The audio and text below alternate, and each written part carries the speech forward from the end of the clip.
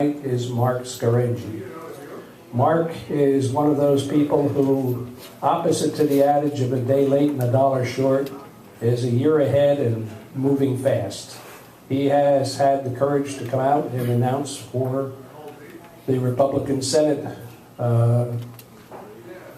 candidacy to run against Senator Bob Casey. And if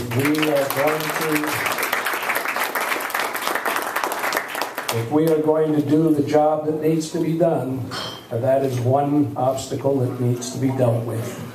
So without a whole lot of further fanfare, I think Marc can introduce himself as well as I can, probably knows some things firsthand that I don't, though we have had a chance to talk. I want to give you the time you need and welcome you to Schuylkill County Conservatives and Pineview Acres. Is that mic working?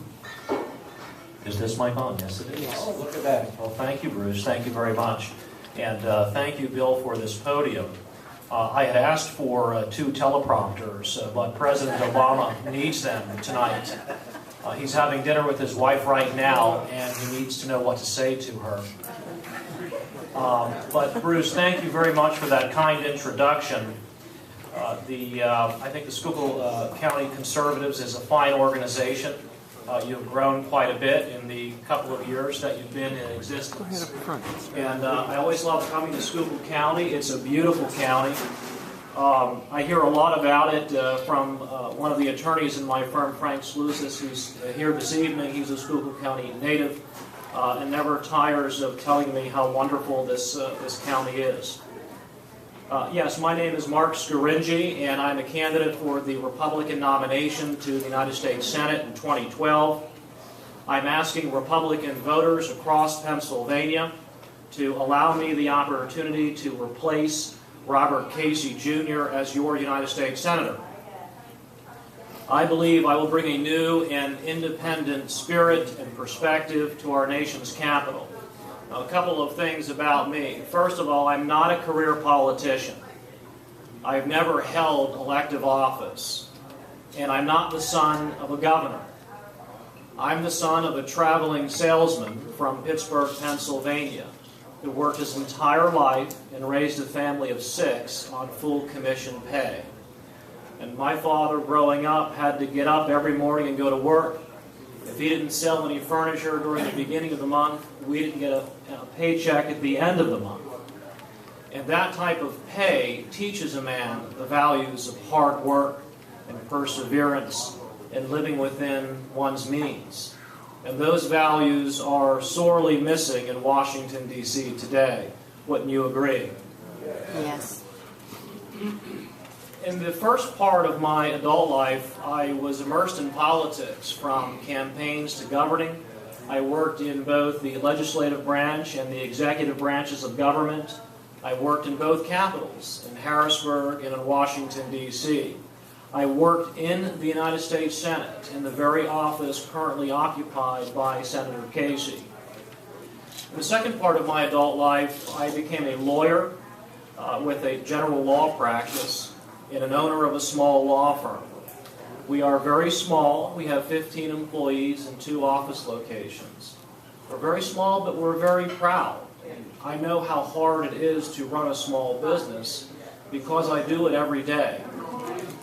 Now, over the past 2 years, I've watched as President Obama and Senator Casey have used the financial crisis of 2008 to preside over the largest and the most intrusive expansion in the size and power of the federal government since the New Deal.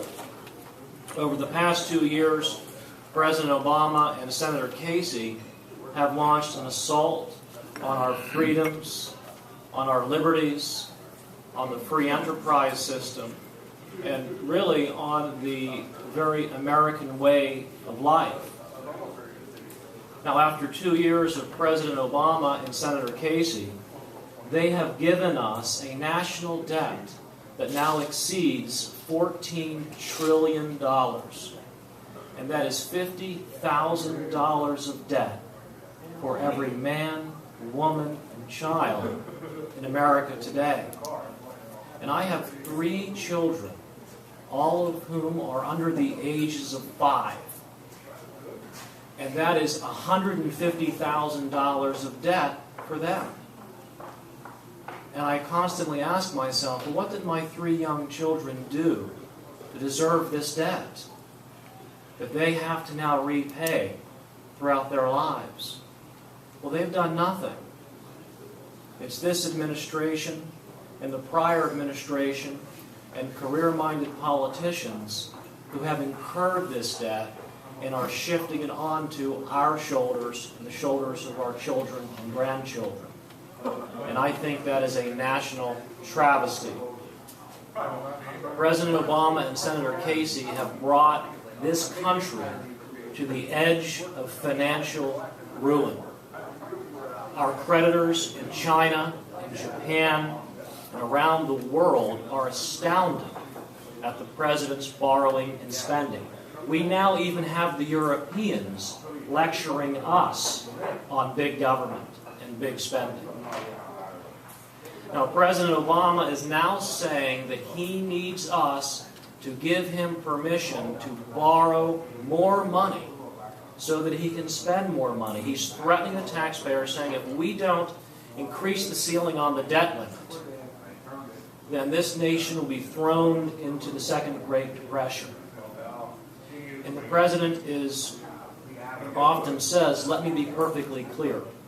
Well, in this case, I would like to be perfectly clear to President Obama and Senator Casey.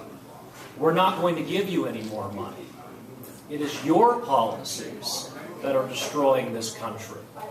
It is your policies that have brought us to the edge of fiscal and financial ruin. Now, this is what I have been observing over the past 2 years. But I've also been watching as millions of Americans have been awakening to what's happening to our country. Tea parties have been forming all across America. And I am proud of the Tea Party movement. These are everyday, average Americans who are very concerned about the direction of our country under the Obama administration.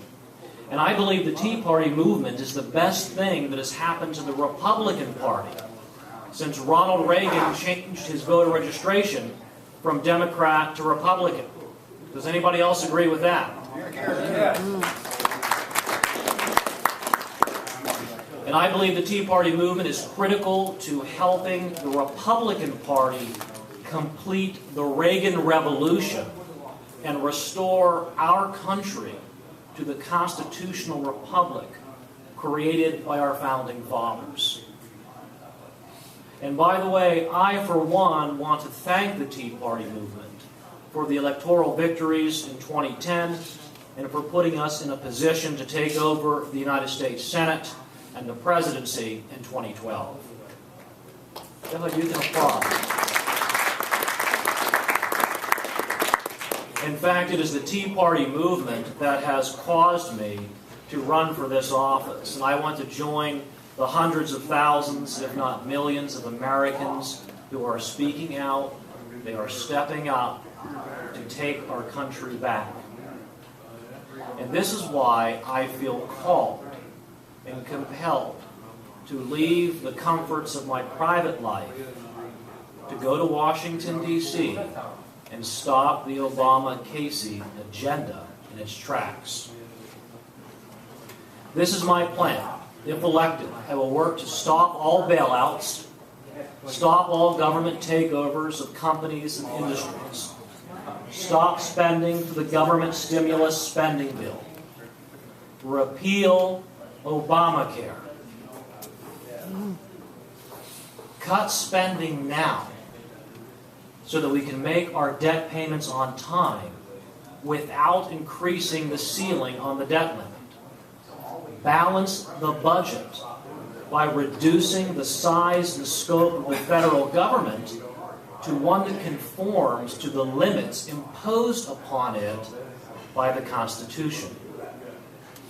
I want to help to unleash the forces that create economic growth and opportunity and put Americans back to work by reducing the tax on work and savings and investment.